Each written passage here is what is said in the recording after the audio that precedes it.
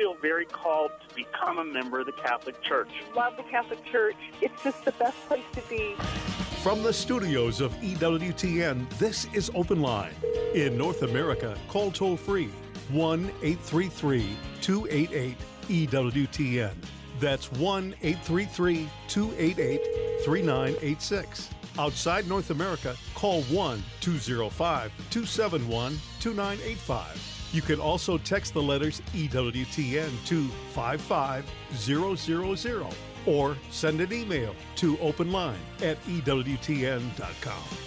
Welcome again to Open Line Friday here on the EWTN Global Catholic Radio Network. Jack Williams is on a flight going to Florida, I believe. So this is Tom Price sitting in for Jack today, along with our producer, Michael Birchfield, Matt Kabinski, our phone screener, and our Vice President of Theology, Mr. Colin Donovan. How are you, Colin? Tom, it's good to have you back. I mean, back in the day. It's been a while. Been a while, yes. Colin and I just made an executive decision today. We're not going to talk about theology. We're instead going to talk about cars of the 60s and 70s. He's going to trade a Porsche 914 for my dearly beloved Carmen Ghia, which is probably sitting in a landfill today. Yeah. Well, I wonder if my friend John still has his Dodge Charger. If he's listening, he can call me or write me and let me know. Varoom. Yes. Okay. Here's our phone number. This is the old folks' day on Open Line. That's right. 833-288-EWTN. If you have a theological type question for Colin Donovan, 833-288-3986. And again, the text line is 55000. Text those numbers and then text the letters EWTN to 55000. And then we will get right back with you. You can pose your first name and your brief question, message, and data rates may apply. Okay, here's a question that we received via email, openline@ewtn.com. This is from Michael, who says, I can't seem to find anything on the internet that deals with this specific scenario. Here it is. A Catholic and a divorced non-Catholic, both baptized, marry in a civil ceremony. Catholic is ignorant of canon law at the time no annulment was obtained. So it's my understanding that this marriage is not recognized by the Catholic Church as if a marriage or union never even took place. Okay, so now the couple divorces. Is the Catholic now free to pursue marriage with a Catholic with full intimacy in that marriage? I am reading that the Church is now allowing divorced Catholics to remarry as long as there is no intimacy. Is the above scenario different because in the eyes of the Church that marriage never took place, so intimacy would be allowed? Please clarify. Thanks for any information you can provide, Michael. Well, despite that elaborateness of the question, he basically has his points correct. Okay. And that is that, or at least he alludes to them and brings them up in the questions. A Catholic who fails to get the dispensation necessary to marry in a without the Catholic form of marriage, which means witnessed by the Church, or dispensed to be witnessed by, say, the minister of a Protestant non-Catholic fiancé. In those situations, the Church recognizes the marriage of two baptized people as a sacramental marriage and therefore inviolable until death. In the case that he posits there, however, because he marries a divorced non-Catholic but baptized, first of all, she's obstructed because she was previously married, and he's obstructed because he hasn't complied with the Church's law, which invalidates his marriage simply on the divine authority, that the Church can make laws regarding marriage and enforce them and has the authority to do that in Christ's name, and says that Catholics are obliged to the Catholic form. And when they marry outside of that, the marriage is invalid. Now, many couples who do that out of an ignorance or whatever, and their marriages otherwise would have been a true marriage, get that easily resolved by getting, in essence, the situation healed. In other words, the Church declaring, we retroactively give to you the dispensation you did not seek. And then the marriage is healed and the couple goes on their way. This particular case, this Catholic gentleman could remarry in the church, marry a person who is free to marriage. In other words, never married, and as he would be free to marry, she would be free to marry. They simply marry, and if they're baptized, it's a sacramental marriage, and for life. And of course, with that becomes all the rights and privileges of marriage. So he actually describes it, I think, the outlines of it quite well. There was a second part of that, dealt with a somewhat variation on that. Well, he says, when the couple divorces, is the Catholic now free to pursue marriage with a Catholic? Yes. Okay. I am reading that the Church is now allowing divorced Catholics to remarry as long as there is no intimacy. Well, that's an individual situation, because what has to be determined is normally that if a couple are married and had no children, or were not elderly and had to provide and care for each other, they have to resolve that situation or go their separate ways. But people do find themselves in situations where they have obligations that they have to satisfy. So therefore they can, by discussing this with a priest, decide to live continently so that they can be reconciled through the sacrament of penance with the Church and receive Holy Communion. In that situation, if the illicitness of their marriage is known, they generally receive Holy Communion privately or secretly, or in a place where they're not known. But they could be permitted to do that. It's not like this is a teaching that if you do this, you're free to make that decision yourself. And no, you should consult with a priest. And this is exactly what Pope Francis is saying, and that is, the process of accompaniment is to get to the root of the moral issues entailed in the breakup of the first marriage, so that you can not only find peace of conscience over, or at least truth of conscience over that, but if there is a possible way forward to pursue that, including an annulment if that's possible in the certain, or some other situation, such as, well, we're elderly, we have to help each other.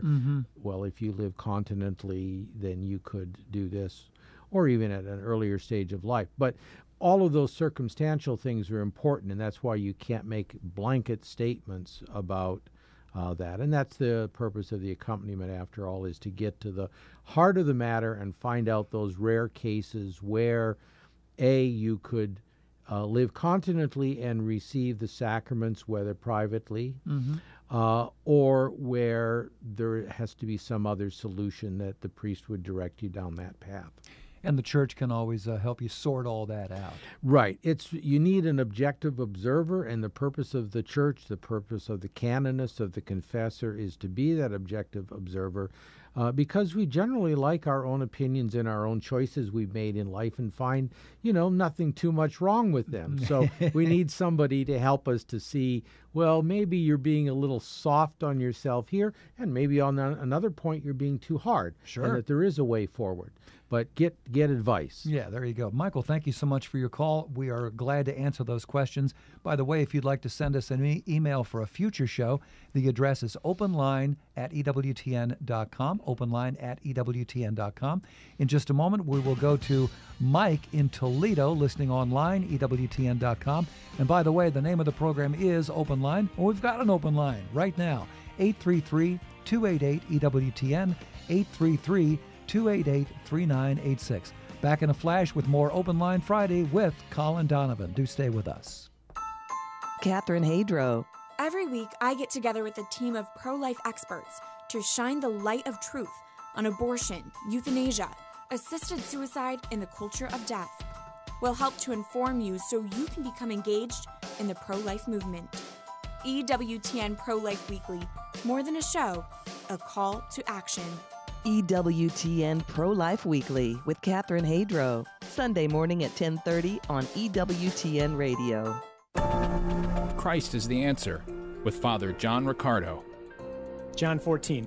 This is Jesus in the upper room with the disciples before he's going out to his sacrifice of himself for our salvation.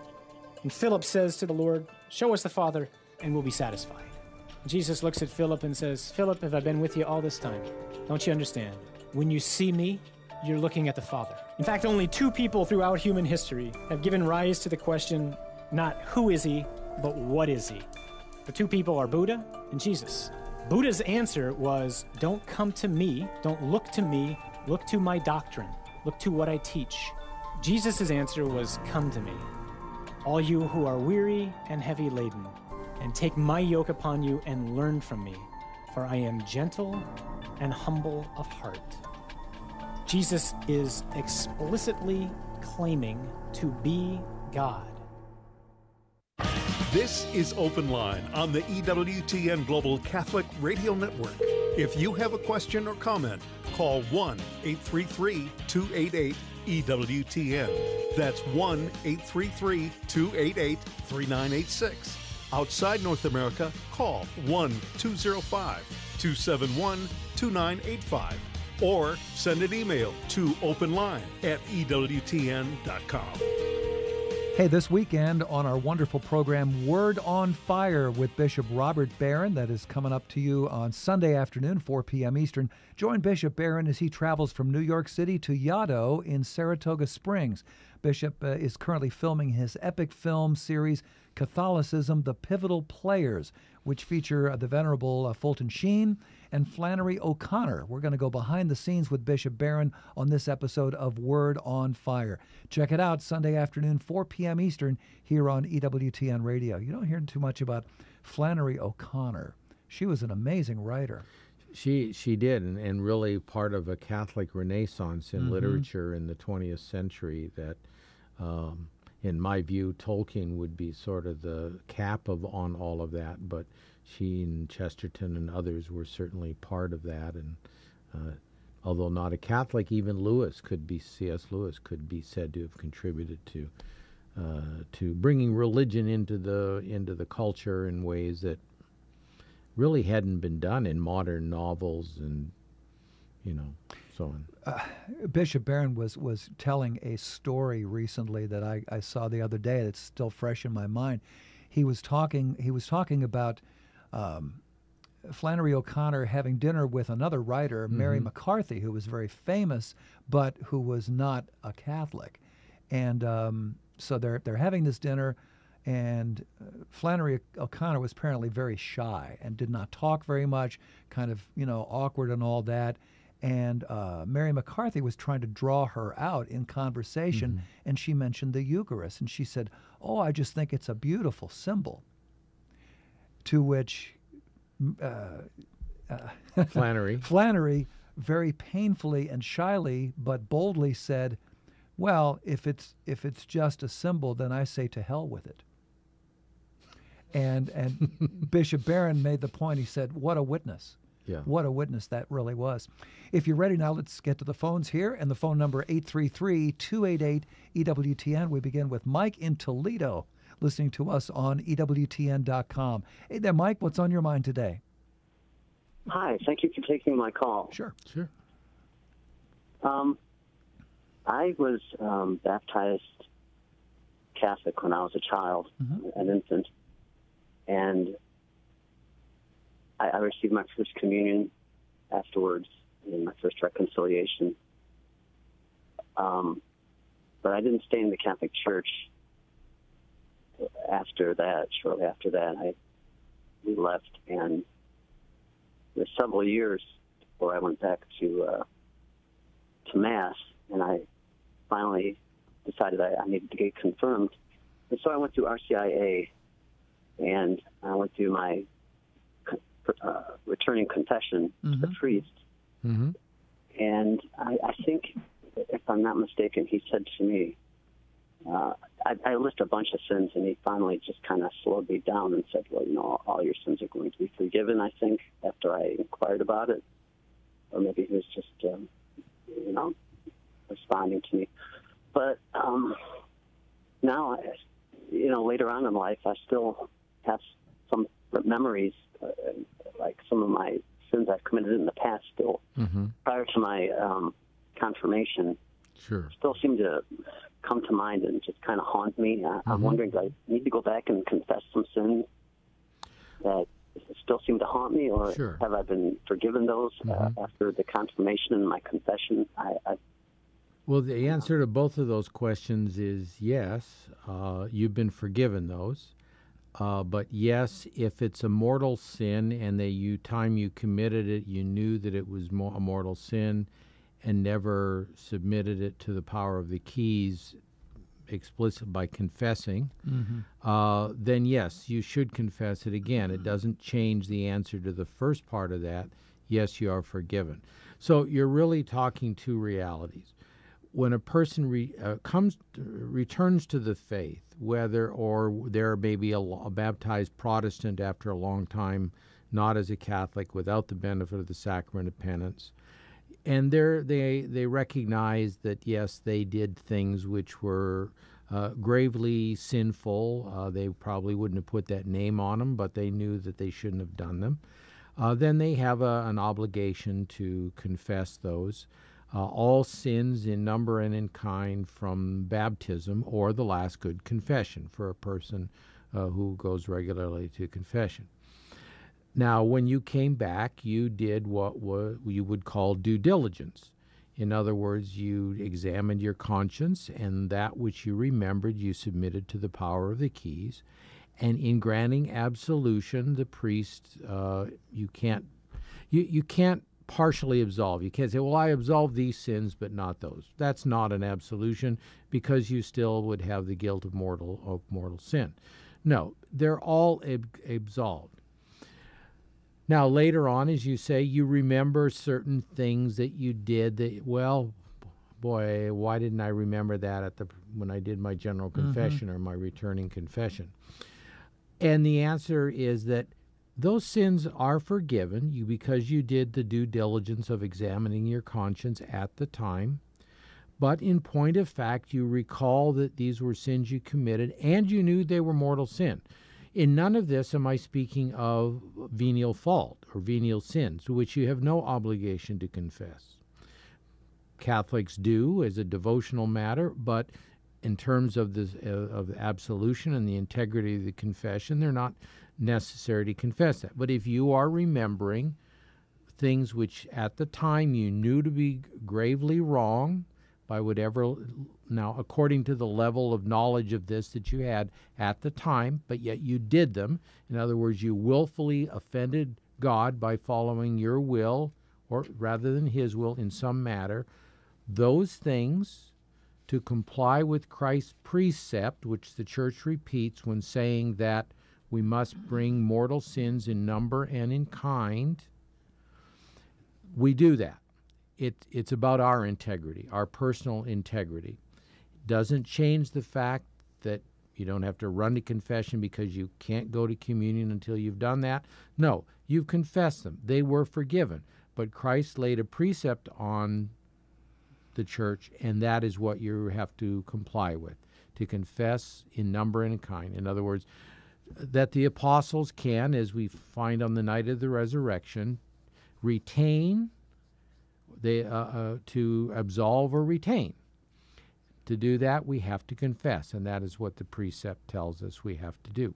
So the answer, as I said, is yes and yes. Okay. You were forgiven, but you need to, as you remember them, and you know that they were mortal because you knew they were wrong at the time, that they were gravely wrong, for your own integrity and to fulfill Christ's precept, just mention them in your next confession. Yeah. You don't have to run to confession to do that, but in your next time you go to confession, say, Father, I did this. I know it was forgiven, but I'm trying to fulfill what the Church asked me to do, and I would hope that he would admire you for doing that, because I'm not sure everyone does that. And you'll sleep better.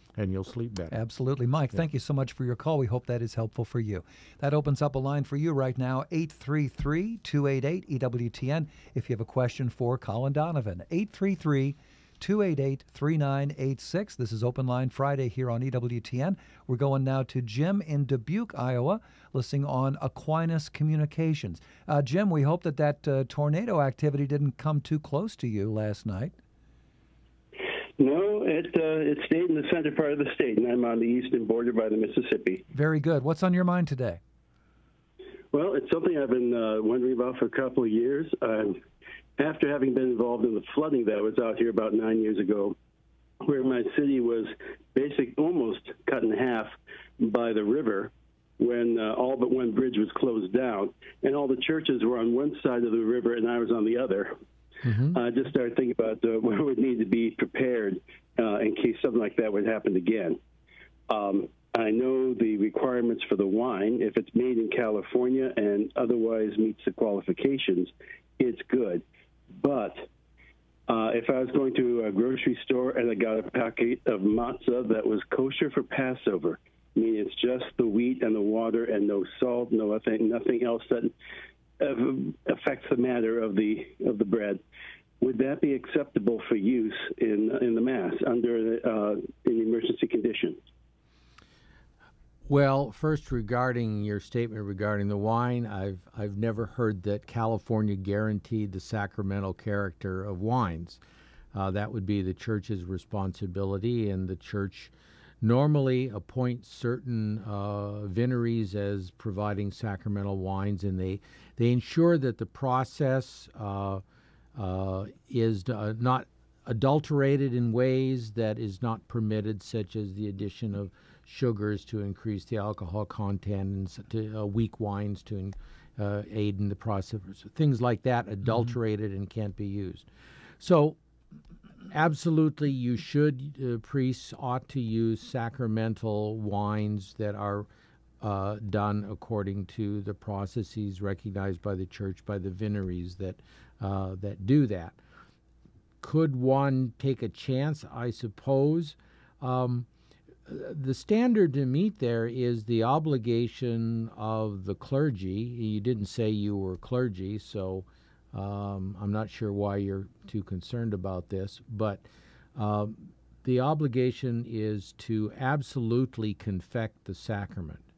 In other words, you have to have a moral certainty that the materials are true wine of the grape and true and unleavened bread, although the use of leavened bread would be illicit but not invalid. And that's normally satisfied by buying from producers, as I've said, who have complied with the requisites that the Church has established. I suppose in the apocalypse or something like that, if you have to the priest has to grab the wine and the bread off the shelf of a grocery store, he might think that's his only alternative. But all things being equal, the moral certainty must favor the absolute validity of the sacraments you're confecting, and that's the obligation there. All right. So it's when you're standing there looking at the ingredients and you know the process and you know the people it's coming from, if a priest had that moral certainty, then I think it would be satisfied. Okay. Jim, thank you so much for your call. This is Open Line Friday here on EWTN. Our phone number 833-288-EWTN. We just got a text from Zena and her 8-year-old son, Tony. Tony has been telling me since he was 4 that he would like to be a priest. He always has questions about the faith that most of the time I can't answer. However, recently he asked me if, when we die, and God willing we go to heaven, will the mystery of the Holy Trinity be revealed to us? Please answer, and thank you for your time. Insofar as we can comprehend it, we will see God as He is. And so, yes, we know we can put into words in the profession of faith and in theological commentary on the mystery certain things about it. But in the end, only God completely understands God. But to the extent that we will be able to, we shall. Okay, very good. Hope that's helpful for you, Zena and Tony. Hey, thank you both for listening to EWTN. One more quickly here before we go to the break, and this is from Alanatar, okay? What are some specific examples of sacred tradition? I think the liturgy is the best one, because nowhere in Scripture does the structure of the Mass or the sacraments or the basic elements other than, say, the Eucharist, you have bread and wine and certain things there, water and baptism and so on.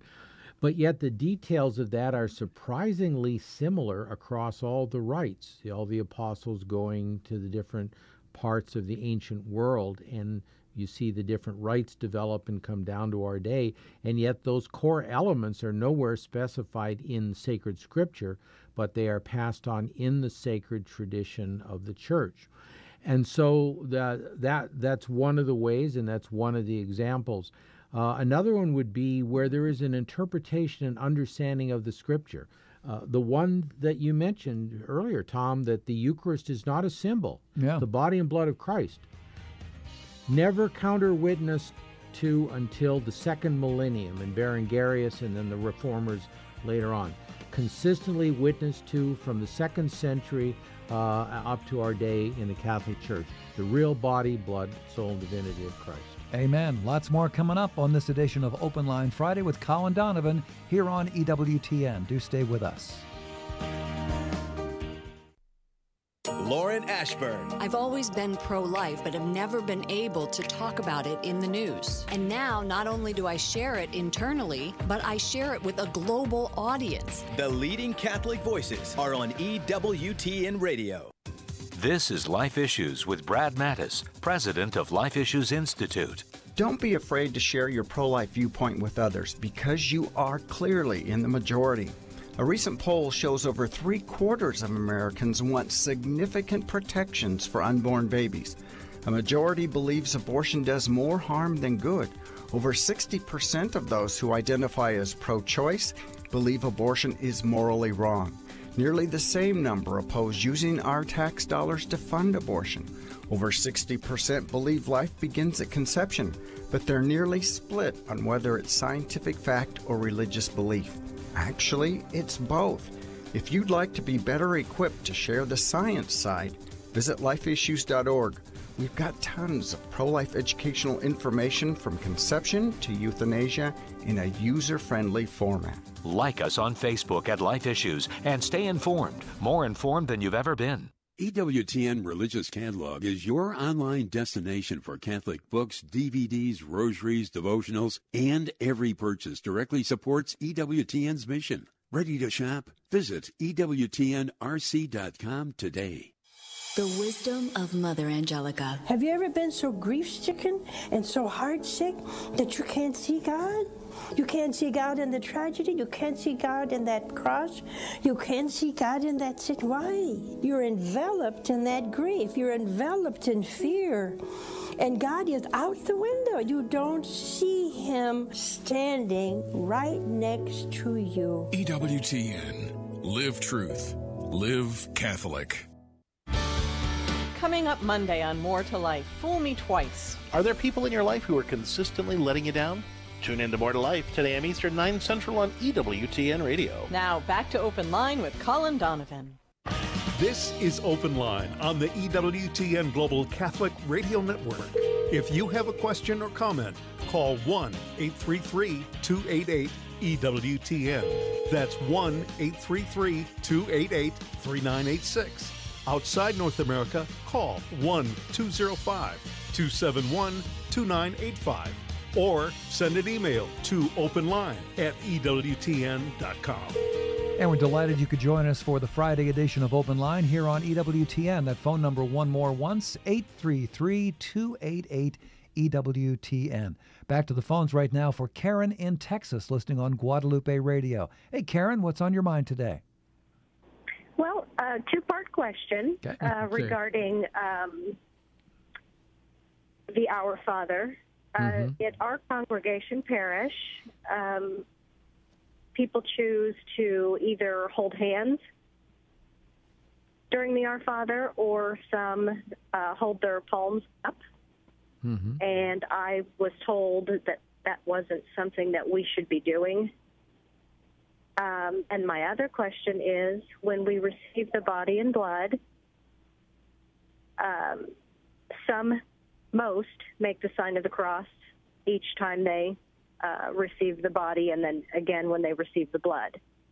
And then some go back to kneeling to the pew and kneeling and making the sign of the cross and praying.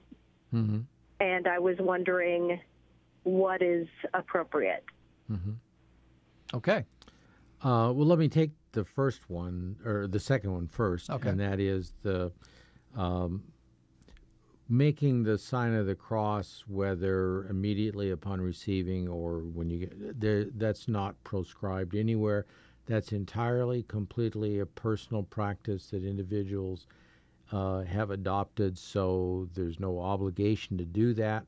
So the Church doesn't specify when not to do it. Obviously, you theoretically you could make the sign of the cross as many times during the Mass as you wanted to. It'd be a little strange. There's no necessary liturgical, theological reason to make it at that time. I suppose it's a profession of faith in the mystery of the redemption, and that's not a bad thing, so No. I don't see any harm in it. But it's outside of the rubrics and outside of anything that's obliged of Catholics. So if they choose to do that, that's their choice. Okay. And when to do it. On the on holding hands, or what seemed to you describing the orans position, the prayer position, that's a little bit more complicated. The issue first came up in terms of what was appropriate at the Kiss of Peace, and Rome made a rather lengthy response on that question and gave some principles that apply in this situation, and that is the point of intimacy in the liturgy is the reception of Holy Communion.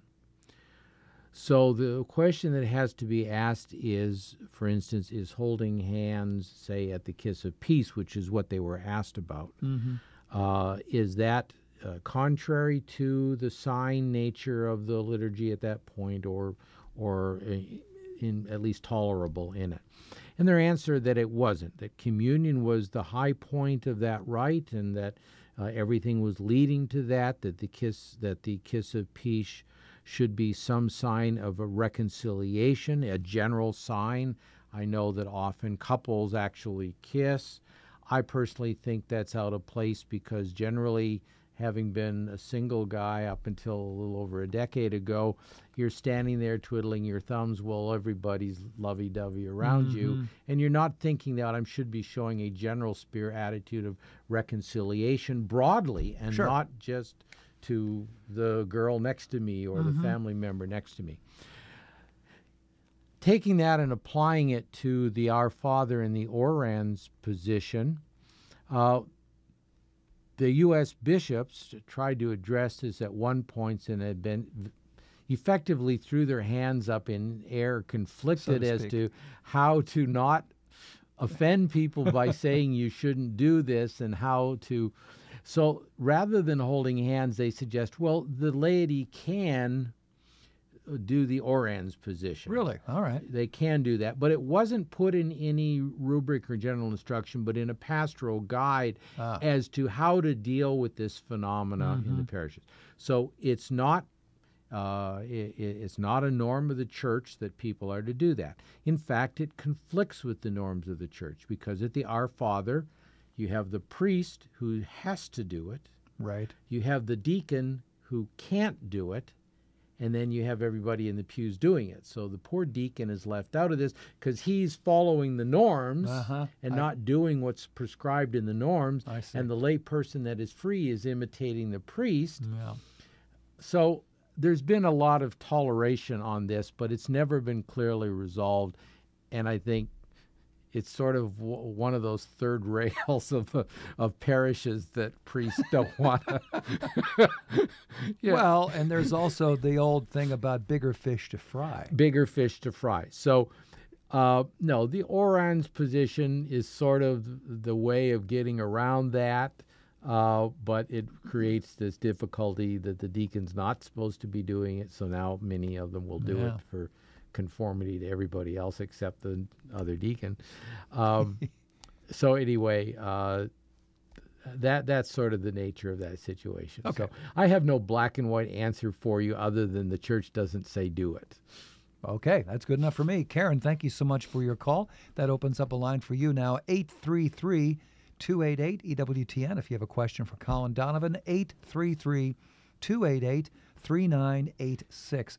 Here's Mary now in Des Moines listening on Iowa Catholic Radio. And I believe, Mary, your area did get hit by tornadoes or something like that, right, last night? Yes. In fact, it hit our town. It's outside of Des Moines, and but luckily no one was injured. But it did have a double tornado touchdown, so it was a scary time. But luckily, no one was injured. Yeah, well, that's very good. So, What is your question today, Mary? Well, it's a little maybe complex, but we've had a friend that's more my kid's age that we got to know in high school, and then it became obvious that he was homosexual. And he opened a restaurant, and we always went there when our whole family, which I have 9 children, were friends with him and everything, But then he got married. He said he was getting married. Well, I didn't go, and my husband didn't go, but my kids went that are more close to his age and stuff. And it came up with the question, what exactly is my role here? Am I showing, I felt like I could not go because I don't approve of it. Then I'm wondering even the relationship. And then my kids would say, well, what are you talking about? That's the way he is. So, which I was kind of shocked by how they just were like, that doesn't mean anything. And I said, well, it does mean something. God says that we are not to be homosexual, that we are supposed to, man and woman. And, well, he can't help it, and he's a nice guy, and, you got to accept everyone. And I said, well, it brings up the thing of God saying, if someone's doing something wrong, go to them. And if you alone can't change them, bring 2 others. And if they can't change then basically wipe your feet off and move on. You've tried. And then he says, don't throw your pearls among the swine. So you're like, is that saying, what is, and then my younger kids see me be friends and see me talk to him and see like, well, you're accepting that, and what I'm saying to myself is I'm accepting the person. I don't like what they're doing, but they don't really know that, and people around me don't know what they do generally because I'm known in the community as really Catholic, but I don't know what the role is. Sure. Do you Yeah. I think we get it. Yeah, you have a lot of conflicting priorities here. One is, whatever the individual opinion is, we know God's opinion. And it's his view of the matter that we're standing out for, not that I agree or disagree with somebody, that I think this is right or this is wrong, but that God has said that the behavior, and the Church has always distinguished between the orientation and the behavior. We don't know the etiology of the orientation. What is the root cause of it? For a long time they said, well, there's a gay gene. There is no gay gene. They've not found a gay gene. A new idea is that there is what's called epigenetics, where the genes and the way they unfold and reproduce the hormones of the body and so on are affected by different social things, parenting, societal upbringing, and whatnot. And this can get handed on for a generation or 2, and eventually the body corrects what was done to that. It's basically the covering over the genome, over each of the chromosomes gets affected and chemically changed by stress and war and upbringing and experiences and so on. So that may be a factor. There's obviously the sociological element, which psychiatrists of old used to talk about, parenting styles and the absence of a parent and different explanations like that. That could be an element. So there's a mixture of causes there, and there are likely personal choices as well. Availability of sexual partners and the choice to choose such a partner rather than a person of the opposite sex for the pleasure and so on. So a lot of in there, and we're not going to get to that. So I think, Mary, the point you made about treating an individual as a person is very important, because what in the end is important is their salvation. So that we, as we are able to, that we maintain, that we don't treat them as a pariah, like the Juden during Nazi Germany with the yellow star. Oh, yeah. This kind of a pariah. And there's that kind of hatred of homosexuals out there, to be sure. But that we're also clear when asked where we stand on this, that it's not me saying it, but this is the nature of human beings, and it's also revealed by God, that both nature and the human beings, and what Revelation tells us is that there are male and female, okay?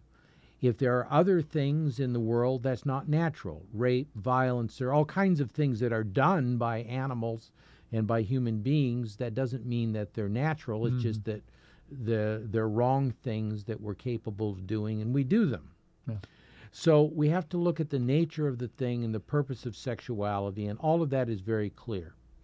But that doesn't mean we can't have a relationship with family members or longtime family friends, such as you describe, that keeps these points of things, the ultimate goal that God has for them and how that's to be achieved, and also the sinfulness of the behavior, as it would be for couples fornicating before marriage, heterosexuals. Let's not think that sexual sin is limited. It's married people, adultery, contraception, single people, fornication, or with a married person, pornography. You go down the list. This is the sin of our age, as the Blessed Mother, talking to Jacinta when she was in the hospital dying in Lisbon, noted that most people go to hell through sins of impurity, not because they're the worst sins, but they're very easily done by us as human beings in our weak natures, and we recognize that, and we have and we recognize the weakness of human nature. We'll have sympathy for other people and their troubles. Now, the question of fraternal correction is always a difficult one, because the principles you quoted from the Gospel of Matthew, take it, bring another with you, take it to the church, works when the person would be influenced by the person you bring with you or by the church. Otherwise, it's just an exercise in self-righteousness. So you have fraternal correction involves the prudential judgment that in particular cases, I have an opportunity here where I can say something or give a witness that will be received and not simply dismissed out of hand, but will be received and move the person down the road. So Jesus talking about the seed, and others will water and the sun will shine and eventually it will grow up. So that we're not going to do it by suddenly telling you you are doing sin and you're going better change, that's not going to change anybody. Right. But maybe you plant something about truth and the nature of human sexuality and why you think that's wrong and why you still love the person even though you disagree with their behavior. Maybe they'll be angry for a moment, but maybe they'll think about it, and over time they will start to open up a little bit to the idea. So you never know how God will use you in maintaining those kinds of relationships, rather than self-righteously scorning an individual because of sexual orientation or any other factor for that matter. Yeah. And I guess in the last 10, 15 years, I've been hearing more and more the phrase same-sex attraction. And I think that's a very helpful phrase, because the attraction can be there. We don't have to act on an attraction. We don't have to act on that that impulse. Don't have to. No, and the trouble with our culture is it's absolutizing this. Like, God made me this way, I can't change it. And so now you have, like, California with its laws saying you can't have therapy to help people. Yeah. Yet there are people who have been helped by the therapy. There are people who at least have peace of conscience by coming to terms with it through groups like Courage that help them to do that and to live in chastity despite that attraction. The same chastity obliged of all single people. It's not like we're asking something special. No. And God's asking something special. You're not married to a person of the opposite sex. Your obligation is, and even they're obliged to chastity, but That's right. your obligation is celibacy in that Exactly. case, and that is Okay. it. And perfect continence. Of Yes, that kind. indeed. Mary, thank you so much for your call. This is Open Line Friday here on EWTN. Let's go to Russell in Traverse City, Michigan, checking us out today on YouTube. Hey there, Russell. What's on your mind today?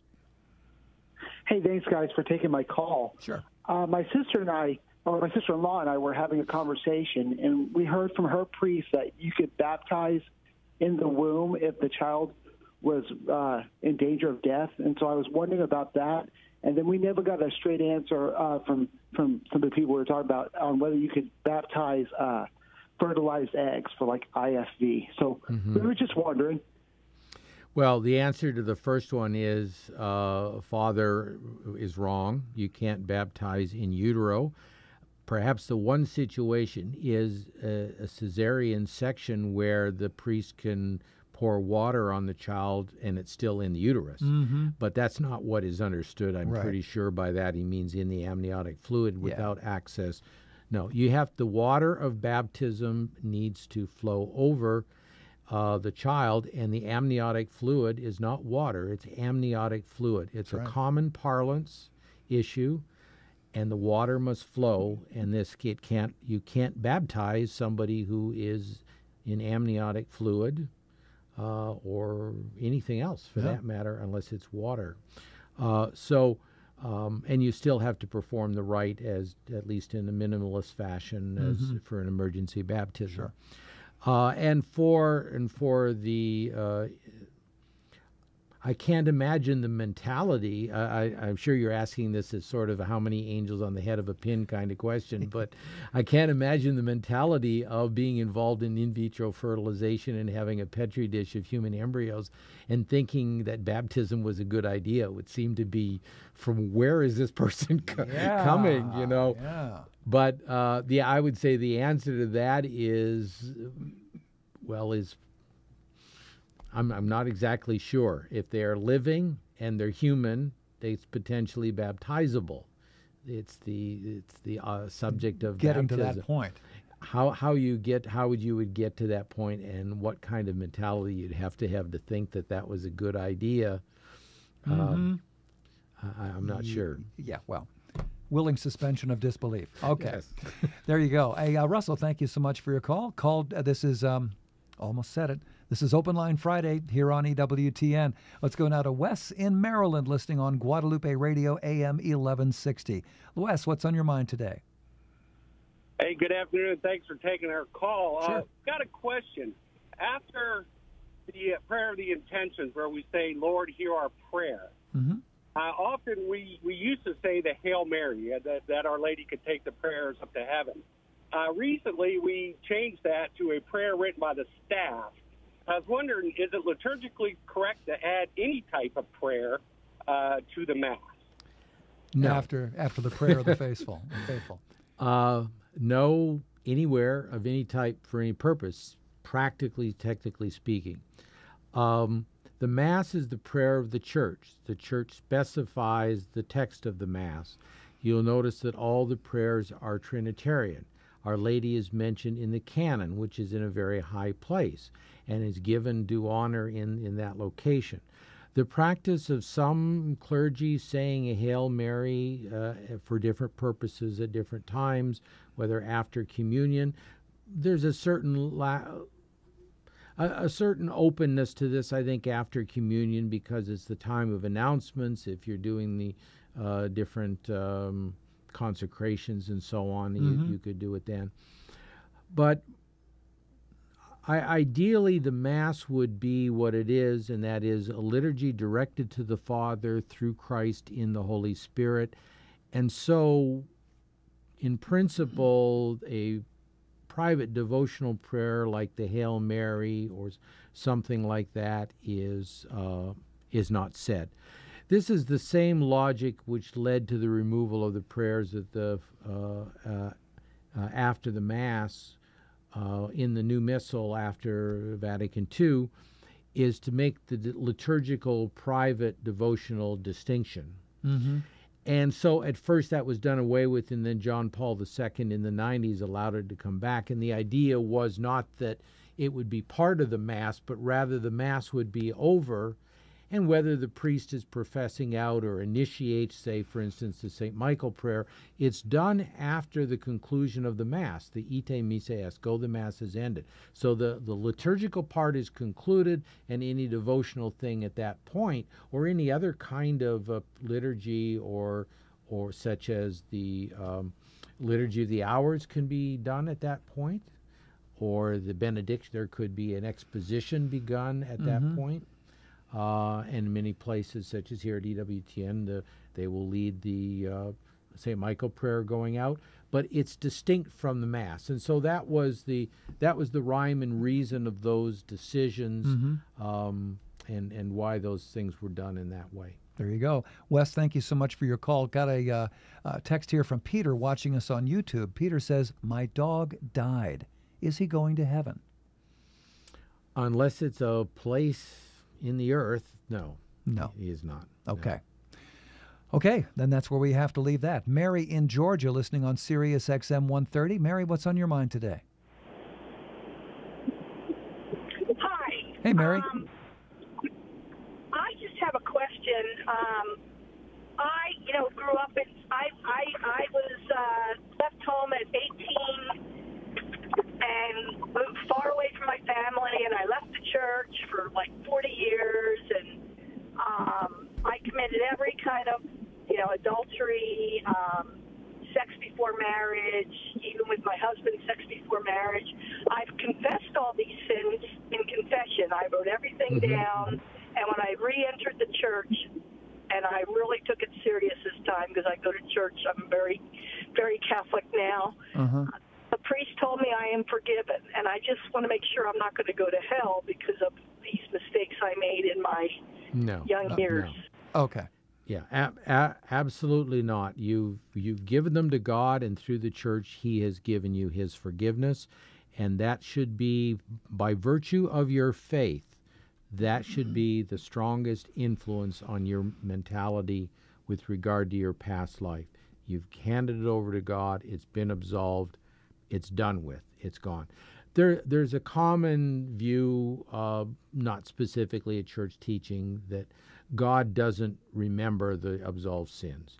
Obviously, God knows everything, but it's important for understanding this point, that the remembrance of them is that the mercy of God has been poured out, and that's the only way in which we could say that He's going to remember that. And we will all learn of this on the last day. The mercy of God has been demonstrated in your case, and give Him thanks and the glory. Amen to that. Mary, be not afraid. Thank you so much for your call. Couldn't get to Dave in Nebraska or Phil in Grand Rapids. I hope that you guys can call us back on our next open line. Just tell us that you were put on hold, ran out of show, and we'll put you at the head of the line. Hey, Colin Donovan, thank you so much for all that you do for the church and for us here at EWTN. Well, thank you, Tom, and thank you for stepping in for the wayward Jack Williams. I'll love to do it. Jack will be back next week. I promise. Scout's honor. We will see you next time here on EWTN. On behalf of our great crew, I'm Tom Price. Have a wonderful weekend. See you on Monday. God bless.